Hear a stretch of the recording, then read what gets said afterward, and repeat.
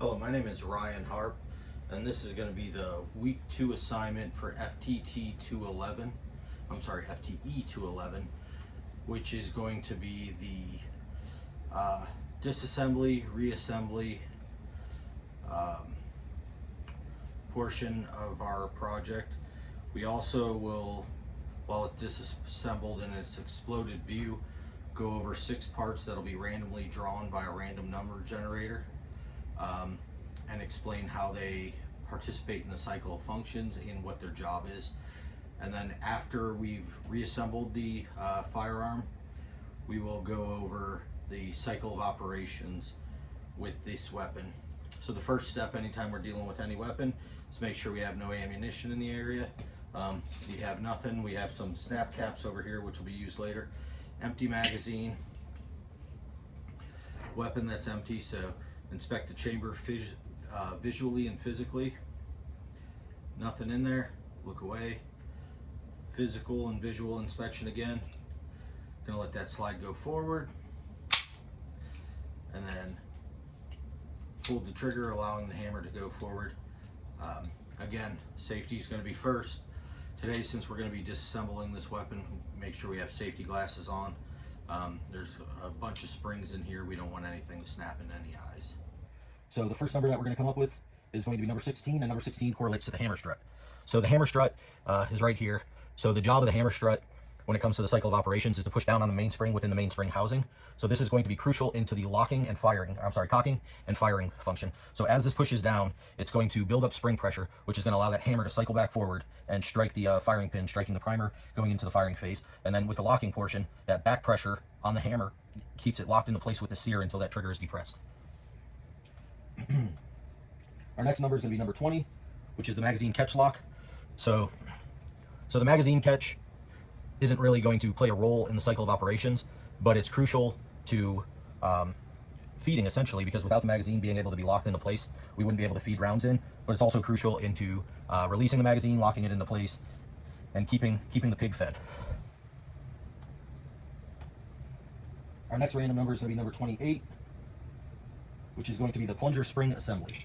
So have this set aside in a different parts bucket just so we don't lose it. So the plunger spring assembly is another area that's not going to play a crucial role in the cycle of operations, but it does interact somewhat with the locking and unlocking portion of the firearm. This allows the firearm to be put into safe.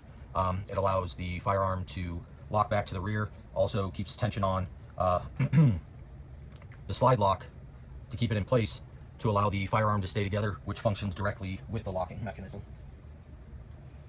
Part number 4 is going to be part number 7, which is going to be the ejector pin. So the ejector pin is going to be the pin that holds the ejector into place. Obviously, this is crucial into keeping the ejector onto the frame of the firearm.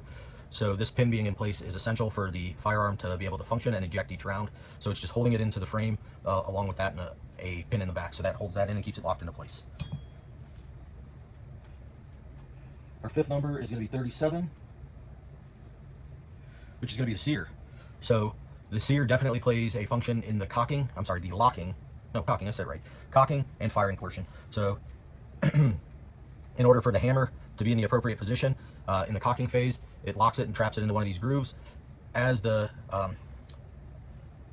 pin moves out of the way, it allows the hammer to go around the sear and slam into the firing pin, allowing the weapon to fire.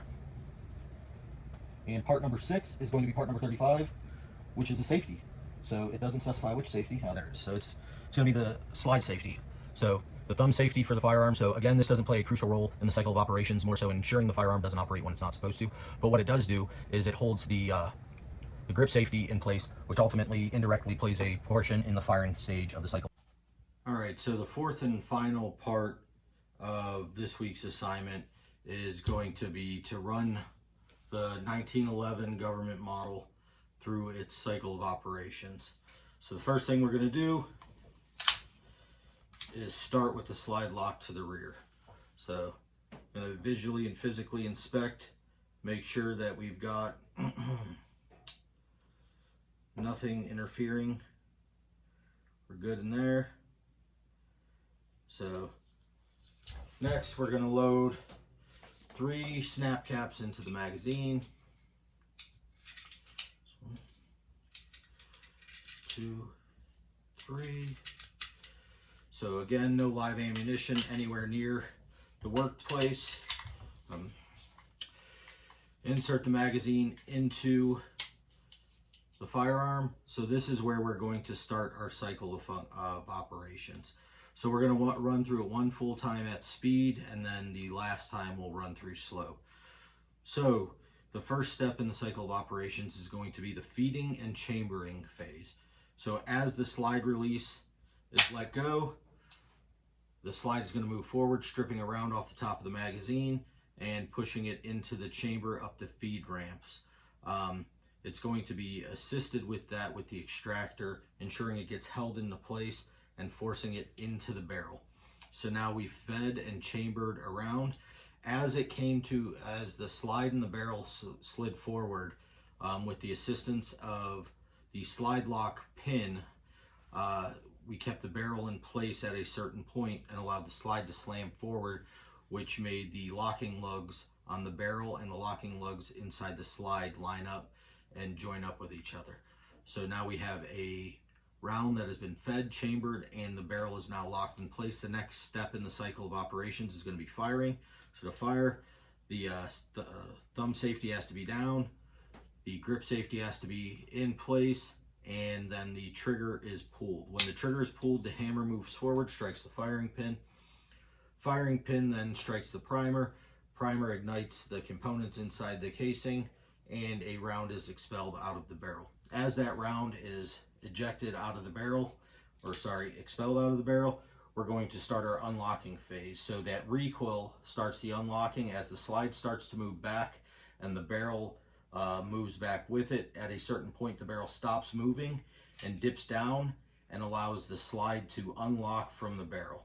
So the next step is going to be extracting. Here we have the round being extracted from the chamber, and then it's going to be ejected as soon as the slide completes its cycle.